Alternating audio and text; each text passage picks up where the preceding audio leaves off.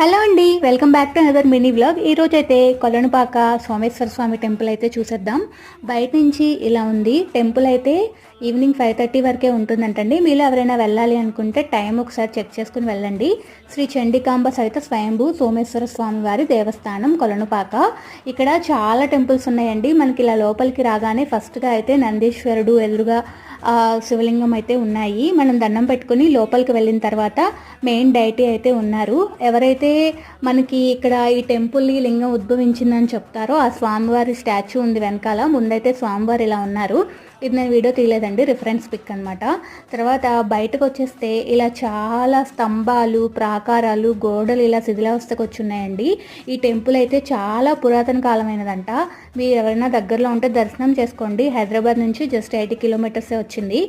చాలా మహిమ ఉన్న స్వామివారు అంట. అక్కడికి చాలామంది హైదరాబాద్ నుంచి అయితే వస్తూ ఉన్నారు. సో